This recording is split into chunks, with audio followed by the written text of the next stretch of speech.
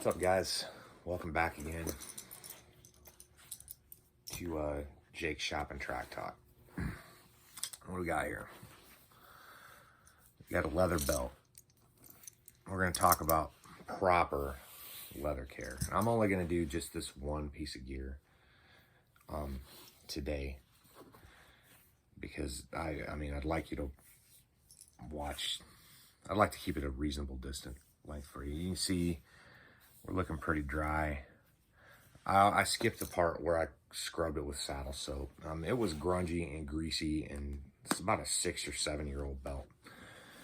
Now we're gonna apply some Cadillac Leather lotion to it. The local shoe guy told me to do it, to use this. I like it. It's a pretty good product. It's mild. Here's a section that I did of this belt before. So you can see kind of, I didn't really ruin it. This is the only product I've ever really put on this belt. I like to use it for my airsoft holsters. I mean, I don't know why I'm saying airsoft. I don't have 1,000 subs. I could totally say, you know, gun. But I mean, who would have a gun? I mean, what kind of crazy guy would do that?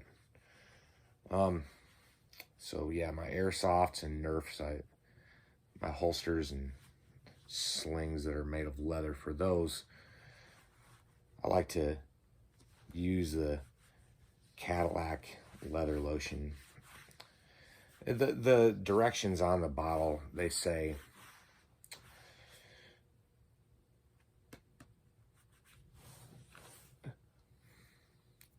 put it on with a rag, put it on there liberally, which means a lot.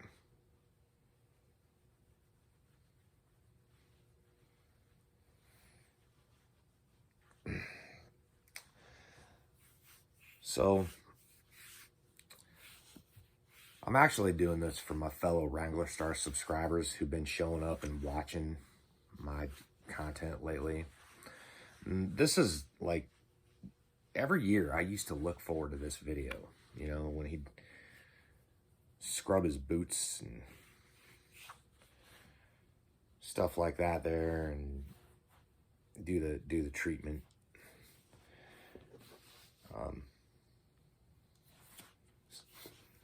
So I'll make me an old school Wrangler Star video. You know, we ought to do that for him. We ought to, like, if one of you guys find a hatchet head or something in your shop and hang an axe for him and tag it and tag him. Put a handle on that sucker. I mean, he knows how legit his subscribers are, man. I mean, he's got dudes, firefighters and military and your veterans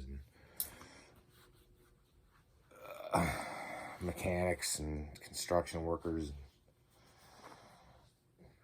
bankers and lawyers and stuff. I mean, you know.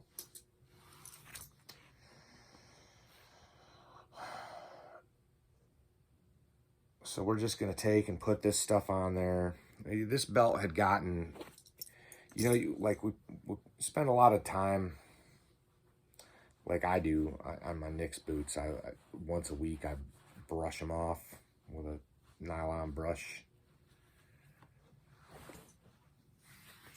And you know, whenever we're servicing struts on the aircraft, I like to, when I'm bleeding off the nitrogen, because you got to deplete the nitrogen. You don't want to leave, you know, 3,000 psi nitrogen, obviously, in a braided steel hose, just kicking it. You know what I mean? It's not a good idea. You know, the sucker decides to rupture. It'll at least scare you pretty good. But when I'm purging that line, I'll take and I'll blow my boots off. But I hadn't done my belt in quite a while, you know. And you got to think about about leather like your own skin, you know. I mean, I'm not moisturizing and, you know what I mean? But every now and then, if they get bad enough, I'll throw some Cornhuskers lotion on my hands.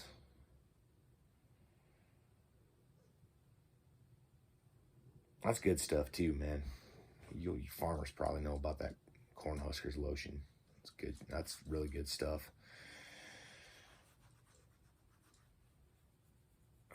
You know, I've kind of been wondering, you know, like what the difference is. I mean, I wonder how much of this stuff is soaking into my skin right now. It doesn't seem harsh, or and doesn't have any warnings on it. It just says, you know, don't drink it.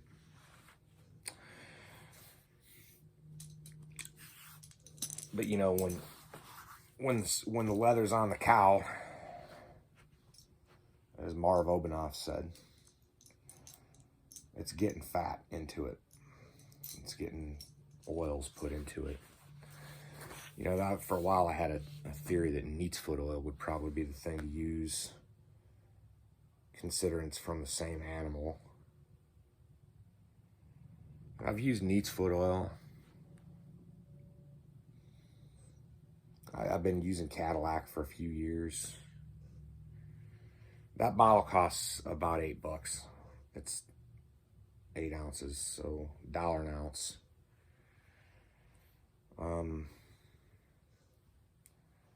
It's cheaper than Obanoff's. How's it work on my boots? Well,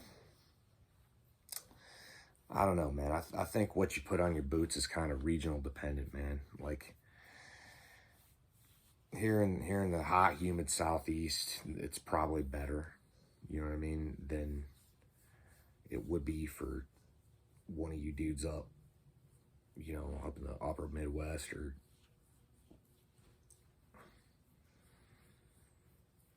out in on the Pacific Northwest. I mean, unless you're in, you know, like high desert, if you're Mountain Home, Idaho, man, it'd probably be pretty friggin' legit for you after the snow's done.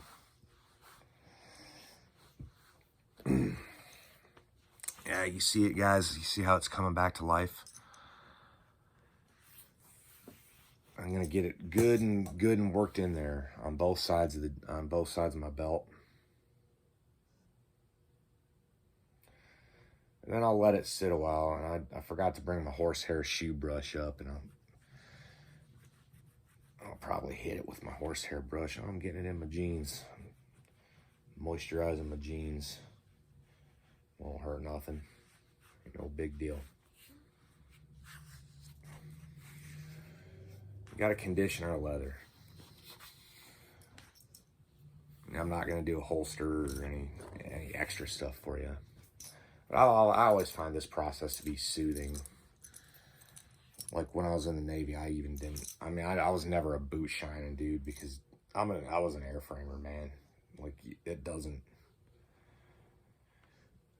Any guys who are Navy or Marine airframers, you can tell the guys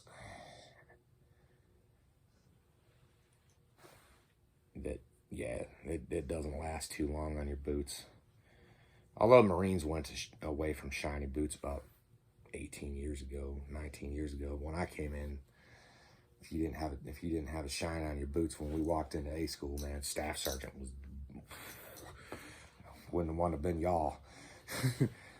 What y'all called not having a shine was what we would call, like, you know, sat. You know? Oh man, the old days, man. I kind of wish I had like more old timer stories to tell, you know, like that don't involve race cars, for when I'm doing something like this on camera. I've never really done anything like this on camera for you guys. I just figured it's something we all do.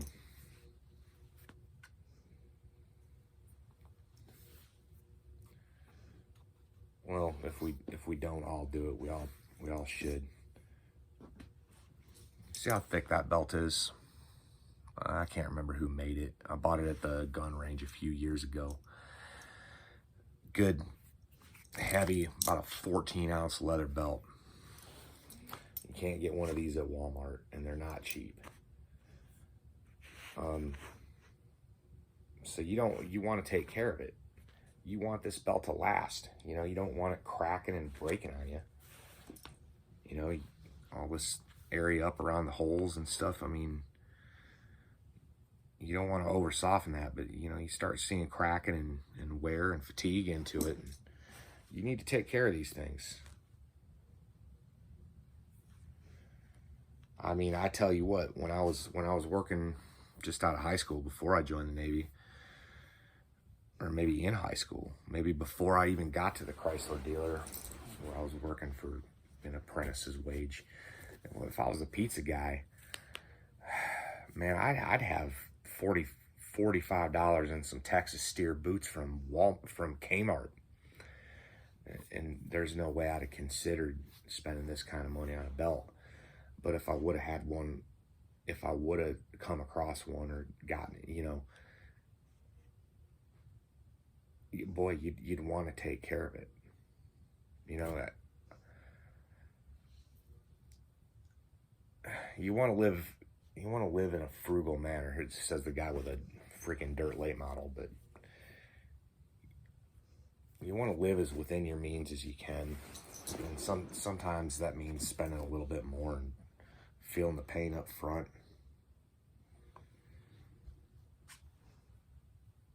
I don't need another belt. I only got to condition this. I only condition it about once a year. Every now and then I'll put a little bit, you know, in places where it looks dry, but other than that, it's good.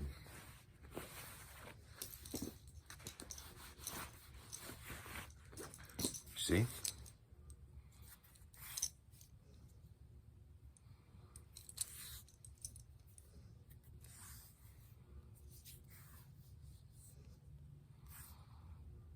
I mean, if I hit it with the horsehair, I could bring it about to a gloss.